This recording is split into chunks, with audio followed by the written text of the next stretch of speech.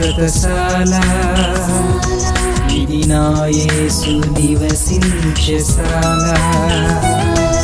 దేవునికి స్తోత్రములు కలుగునుగాక, దేవునికి మహిమ కలుగునుగాక. సర్వశక్తిమంతుడు అయినటువంటి దేవాతి దేవుని యొక్క కృప కాపుదల సర్వాధికారి మనందరికీ సర్వసమృద్ధిగా అనుగ్రహించి ఆశీర్వదించునుగాక. ఈ శుభదినాన సర్వశక్తిమంతుడు అయినటువంటి దేవాతి దేవుడు మనకిచ్చినటువంటి శ్రేష్టమైన వాక్కును చదువుకుందాం ప్రియులారా. పరిశుద్ధ గ్రంథంలో నుండి సామెతల గ్రంథం 10వ అధ్యాయం 22వ వచనాన్ని చదువుకుందాం. యెహోవా ఆశీర్వాదము ఐశ్వర్యమిచ్చును, నరుల కష్టము చేత ఆశీర్వాదము ఎక్కువ కాదు. దేవుడి శ్రేష్టమైన మాటలు దీవించి ఆశీర్వదించునుగాక. సర్వశక్తిమంతుడు అయినటువంటి దేవాతి దేవుడు దేవుని ప్రజలమైనటువంటి మనకు ఆశీర్వాదాన్ని ఇస్తూ ఉన్నాడు. ఈ ఆశీర్వాదం మనకు ఏం చేస్తూ ఉన్నది అని అంటే ఐశ్వర్యాన్ని కలుగజేస్తూ ఉన్నదంట. దేవుని సన్నిధిలో చేరినటువంటి దేవుని బిడ్డలు నా ఆజ్ఞానుసారంగా జీవించువారు భూమి మీద సమస్త జనుల కంటే ఎక్కువగా హెచ్చింపబడతారన్నాడు దేవుడు. నా ఆజ్ఞానుసారంగా జీవించే వారందరూ కూడా అప్పు ఇచ్చేదరు కానీ అప్పు చేయరు అన్నాడు. నా ఆజ్ఞానుసారంగా జీవించేటువంటి వారందరూ కూడా పైవారై ఉంటారని దేవుడు ఆజ్ఞాపిస్తున్నాడు. దేవుని యొక్క ఆశీర్వాదం ఇక్కడ ఐశ్వర్యం ఇస్తూ ఉంటే పరిశుద్ధ గ్రంథంలో మరొక శ్రేష్టమైన మాట వ్రాయబడింది ప్రియులారా. సామెతల గ్రంథం 10వ అధ్యాయం 27వ వచనం మనం చదువుకుంటే దేవుని యొక్క ఆశీర్వాదము దీర్ఘాయువుని ఇస్తూ ఉన్నదంట ప్రియులారా. ఆయుష్ను ఆయురారోగ్యాన్ని ఇస్తూ ఉన్నదంట.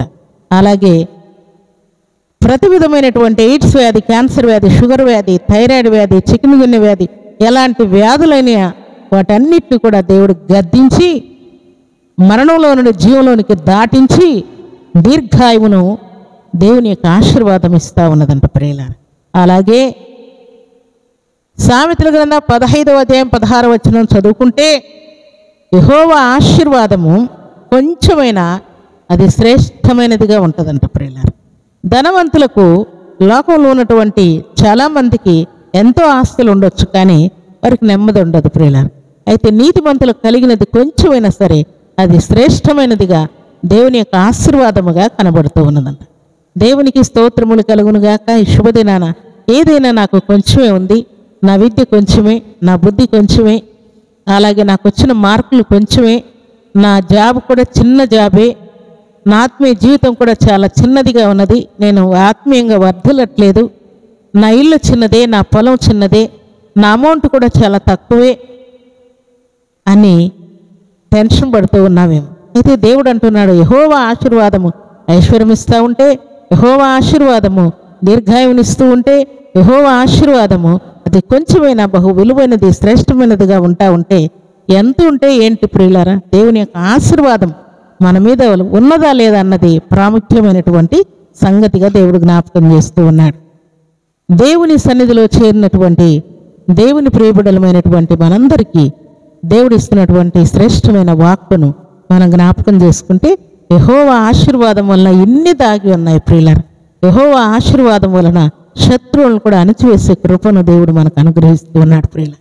దేవునికి స్తోత్రములు కలుగునుగాక. ఈ ఉదయకాల సమయంలో దేవుని యొక్క ఆశీర్వాదమును పొందుకొని మన కష్టం వలన కానీ మన ప్రయాస వలన కానీ మనకు ఆశీర్వాదం కలగదు, కానీ దేవుని యొక్క ఆశీర్వాదం వలనే మనం ఐశ్వర్యవంతులం, గొప్పవారం, పేరు ప్రఖ్యాతులు కలిగిన వారము, అలాగే దేవుని యొక్క కృపను అనుభవించే వారముగా, ఆయుష్ను ఆయురారోగ్యాన్ని పొందుకునే వారముగా, సమస్త రోగముల నుండి విడుదల పొందే వారముగా దేవుడు మనల్ని తీర్చిదిద్దుతున్నాడన్న సత్యాన్ని మనం జ్ఞాపకం చేసుకోవాలని విశ్వదినాన దేవుడు మనతో మాట్లాడుతున్నాడు ప్రియులారా. దేవునికి స్తోత్రములు కలుగునుగాక. దేవుని సన్నిధిలో చేరిన మనందరి జీవితాల్లో కరువు ఉండొచ్చు, కష్టం ఉండొచ్చు, రోగం ఉండొచ్చు, నిందలు ఉండొచ్చు, అవమానాలు ఉండొచ్చు ప్రియులారా. ఎన్నున్నా సరే వాటన్నిటిలో నుండి దేవుని యొక్క ఆశీర్వాదం చేత మనం అన్ని విషయాల్లో వర్ధిల్లుతామని ఈ శుభదినాన దేవుడు మనతో మాట్లాడుతున్నాడు. ఈ శుభదినాన దేవుడు ఇచ్చినటువంటి మాట ప్రకారం నీవు ఐశ్వర్యమును పొందుదువుగాక, దేవుని యొక్క ఆశీర్వాదం పొందుకొని దీర్ఘాయువును పొందుదువుగాక, దేవుని యొక్క ఆశీర్వాదంతో కూడినటువంటి సకలమైనటువంటి విజయాలతో నువ్వు వర్ధిల్లుదువుగాక. విద్య, బుద్ధి, ఉద్యోగం, వ్యాపారం, బిజినెస్ అన్నింటిలో కూడా దేవుని యొక్క కృపను సర్వసమృద్ధిగా నువ్వు అనుభవించదువుగాక. ఉదయకాల దీవెనలు, సాయంకాల దీవెనలు, మధ్యాహ్న దీవెనలు దేవుడు నీకు సమృద్ధిగా అనుగ్రహించునుగాక. నువ్వు రాయబోయే ఎగ్జామ్లో కూడా దేవుడు ఆయన దూతను ముందుగా నడిపించి నీ ప్రయత్నాలన్నీ దేవుడు సఫలం చేయనుగాక. అలాంటి కృపా భాగ్యం ఈ ఉదయకాల సమయంలో సర్వాధికారి సమృద్ధిగా మనందరికీ అనుగ్రహించి ఆశీర్వదించునుగాక. ఆమేన్. ప్రార్థన చేసుకుందాం. భూమి ఆకాశములను కలుగు చేసిన మా తండ్రి మీకు స్తోత్రాలు. ప్రార్థన వినే దేవా, జవాబిచ్చే తండ్రి మీకు స్తోత్రాలు. మాతో ఉన్న దేవా, మమ్మల్ని నడిపిస్తున్న తండ్రి మీకు స్తోత్రాలు. మీ ఆశీర్వాదముతో మమ్మల్ని నింపిన దేవా మీకు స్తోత్రాలు. మీ ఆశీర్వాదముతో మమ్మల్ని ఐశ్వర్యవంతులుగా తీర్చిన దేవా మీకు స్తోత్రాలు. పెంట కుప్పం మీద నుండి దీనులను లేవనెత్తినట్టుగా మమ్మల్ని లేవనెత్తిన తండ్రి మీకు స్తోత్రాలు. మీ ఆశీర్వాదముతో దీర్ఘాయువునిచ్చిన దేవా, మరణంలో నుండి జీవంలోనికి దాటించిన దేవా మీకు స్తోత్రాలు. మీ ఆశీర్వాదము తండ్రి కొంచెమైనది, బహు విలువైనది, శ్రేష్టమైనది, నెమ్మదితో కూడినదని మీరు సెలవిచ్చిన తండ్రి, మీ నెమ్మదితో మీ బిడ్డలందరినీ నింపిన దేవా మీకు స్తోత్రములు చెల్లిస్తున్నాను.